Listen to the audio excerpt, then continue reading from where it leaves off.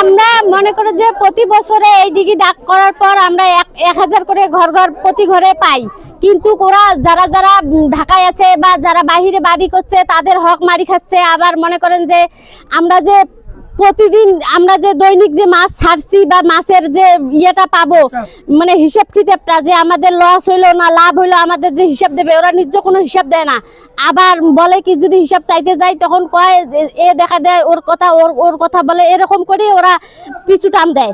আবার আমাদের যে মাসে মাসে মিটিং হওয়ার কথা যে মাছ ছাড়তেছি কি মাছ উঠাচ্ছি, মাছ এত টাকা বিক্রি করছি, ওরা এটা নিজ কোনো ইয়ে দেয় না, হিসাব দেয় না।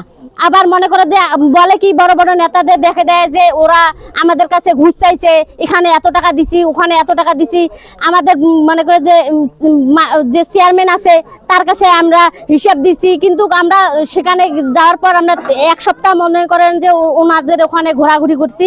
উনি বলে যে যা খাইছে খাইছে এগুলো মাফ করে দেন, হ্যান করেন ত্যান করেন। আমরা মাফ করে দেওয়ার পরও ওনারা আবার মনে করে যে পুনরায় আবার উনি থাকার জন্য আবার মনে করে যে ইয়ে করে, আবার মনে করে যে চেয়ারম্যানের ঘরে চেয়ারম্যান আবার বলে যে যে তোমরা ডিগ্রির কমিটি হিসেবে থাকো, আর ওরা যে কমিটি আছে ওই কমিটি থাকবে।